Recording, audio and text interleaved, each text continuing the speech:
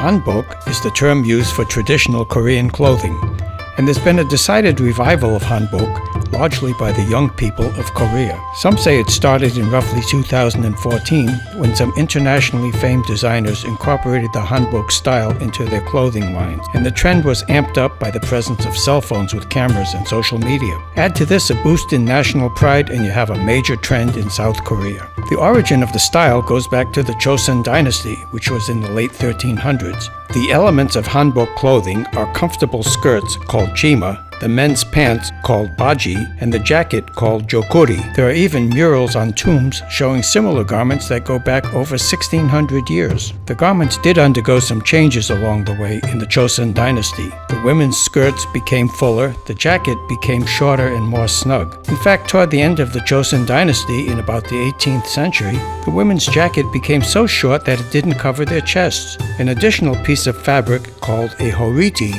was added under the jacket. While the women of the upper classes adopted the horiti, those of the lower enslaved classes wore the jackets exposing their breasts.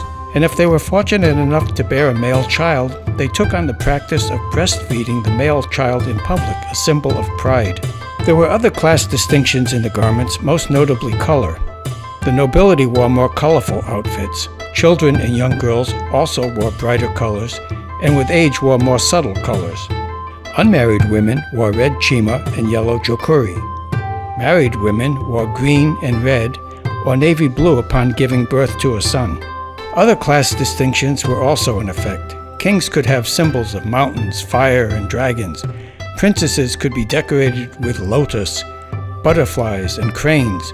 Only the royal family or other nobles could decorate with dragons, tigers, phoenixes, or cranes. Commoners more typically wore white hanbok of cotton, but were allowed to wear slightly more colorful outfits on special occasions. There are other signs of status that were observable from style. Unmarried women wore their hair in a long braid with a ribbon on the end. Married women, however, wore their hair in a bun fastened by a decorative pin called a binyeo. The binyeo could be of wood, bronze, silver, gold, jade, or even bamboo or animal bones.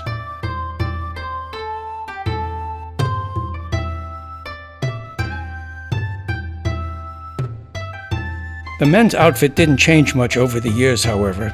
They wore roomy, comfortable pants, a large overcoat, a hat made of horse's hair, and a headband called a mangyeon.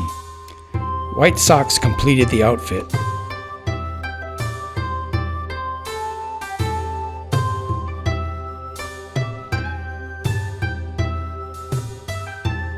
The wearing of the hanbok was usually reserved for special occasions such as weddings, a 60th birthday, funerals, religious ceremonies, and holidays. Children would wear hanbok on their first birthday. In the late 60s, I spent a year in Korea. It was rather unusual to see hanbok being worn. However, on this trip to Korea 50 years later, in 2019, in one day of walking around Seoul, I saw more hanbok being worn than I did in my entire year of living there. There are now hanbok societies that have cultural events. Universities have hanbok clubs, and there are numerous shops where you can rent hanbok garments. A number of attractions in Korea, such as many museums, will even admit you free if you are wearing hanbok. So we've seen the return of hanbok, traditional Korean garments. Back to the future.